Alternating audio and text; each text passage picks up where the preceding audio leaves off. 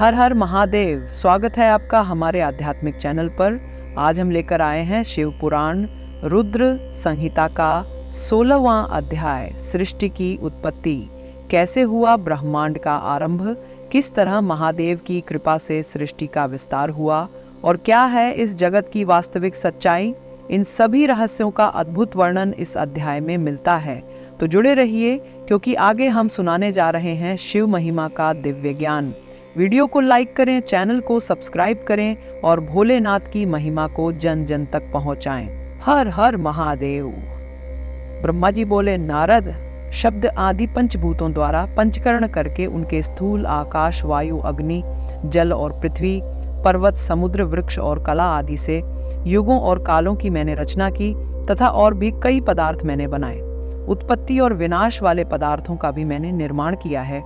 परंतु जब इससे भी मुझे संतोष नहीं हुआ तो मैंने माँ अम्बा सहित भगवान शिव का ध्यान करके सृष्टि के अन्य पदार्थों की रचना की और अपने नेत्रों से मरीच को, हृदय से भृगु को, सिर से अंगिरा को, कान से मुनिश्रेष्ठ पुलह को, उदान से पुलस्थ को, समान से वशिष्ठ को, अपान से कृतु को, दोनों कानों से अत्रि को, प्राण से दक्ष को और गोद से तुमको, छाया से कर्दम मुनि को उत्पन्न किया।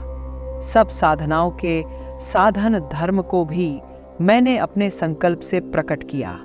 मुनिश्रेष्ठ, इस तरह साधकों की रचना करके महादेव जी की कृपा से मैंने अपने को कृतार्थ माना। मेरे संकल्प से उत्पन्न धर्म मेरी आज्ञा से मानव का रूप धारण कर साधन में लग गए। इसके उपरांत मैंने अपने शरीर के विभिन्न अंगों से देवता व असुरों के रूप में अनेक पुत्रों की रचना करके उन्हें विभिन्न शरीर प्रदान किए। तत्पश्चात भगवान शिव की प्रेरणा से मैं अपने शरीर को 2 भागों में विभक्त कर 2 रूपों वाला हो गया। मैं आधे शरीर से पुरुष व आधे से नारी हो गया। पुरुष स्वयंभुव मनु नाम से प्रसिद्ध हुए एवं उच्च कोटि के साधक कहलाए। नारी रूप से शत्रुपा नाम वाली योगिनी एवं परम तपस्विनी स्त्री उत्पन्न हुई। मनु ने वैवाहिक विधि से अत्यंत सुंदरी शत्रुपा का पाणी ग्रहण किया और मैथुन द्वारा सृष्टि को उत्पन्न करने लगे। उन्होंने शत्रुपा से प्रियव्रत और उत्तानपाद नामक 2 पुत्र तथा आकुति, देवहूति और प्रसूति नामक 3 पुत्रियां प्राप्त की।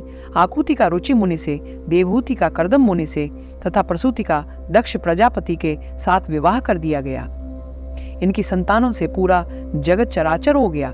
रुचि और आकृति के वैवाहिक संबंध में यज्ञ और दक्षिणा नामक स्त्री पुरुष का जोड़ा उत्पन्न हुआ।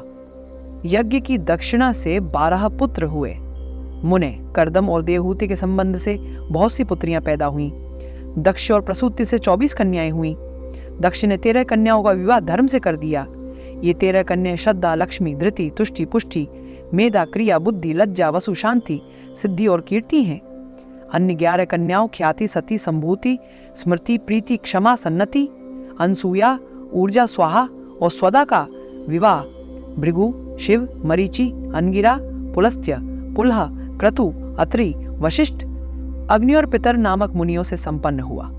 इनकी संतानों से पूरा त्रिलोक भर गया। अंबिका पति महादेव जी की आज्ञा से बहुत से प्राणी श्रेष्ठ मुनियों के रूप में उत्पन्न हुए। कल्प भेद से दक्ष की 60 कन्याएं हुईं। उनमें से 10 कन्याओं का विवाह धर्म से, 27 का चंद्रमा से, 13 कन्याओं का विवाह कश्यप ऋषि से संपन्न हुआ। नारद, उन्होंने 4 कन्याएं अरिष्ट नेमि को ब्याह दी। भृगु, अंगिरा और कुशाश्व से 2-2 कन्याओं का विवाह कर दिया। कश्यप ऋषि की संतानों से संपूर्ण त्रिलोक आलोकित है। देवता, ऋषि, दैत्य, वृक्ष, पक्षी, पर्वत तथा लताएं आदि कश्यप पत्नियों से पैदा हुए हैं। इस तरह भगवान शंकर की आज्ञा से ब्रह्मा जी ने पूरी सृष्टि की रचना की। सर्वव्यापी शिव जी द्वारा तपस्या के लिए प्रकट देवी, जिन्हें रुद्रदेव ने त्रिशूल के अग्रभाग पर रखकर उनकी रक्षा की, वे सती देवी ही दक्ष से प्रकट हुई थीं। उन्होंने भक्तों का उद्धार करने के लिए अनेक लीलाएं की। इस प्रकार देवी शिवा ही सती के रूप में भगवान शंकर की अर्धांगिनी बनी। परंतु अपने पिता के यज्ञ में अपने पति का अपमान देखकर उन्होंने अपने शरीर को यज्ञ की अग्नि में भस्म कर दिया।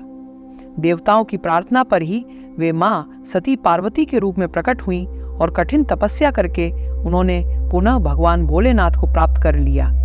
वे संसार में कालिका, चंडिका, भद्रा, चामुंडा, विजया, जया, जयंती, भद्रकाली, दुर्गा, भगवती, कामाख्या, कामदा, अम्बा, मृडानी और सर्वमंगला आदि अनेक नामों से पूजी जाती हैं। देवी के ये नाम भोग और मोक्ष को देने वाले हैं। देवी के ये नाम देवी दल -दल 058, मुनि नारद। इस प्रकार मैंने तुम्हें सृष्टि की उत्पत्ति की कथा सुनाई है। पूरा ब्रह्मांड भगवान शिव की आज्ञा से मेरे द्वारा रचा गया है। ब्रह्मा, विष्णु और रुद्र आदि तीनों देवता उन्हीं महादेव के अंश हैं। भगवान शिव निर्गुण और सगुण हैं। वे शिवलोक में शिवा के साथ निवास करते हैं।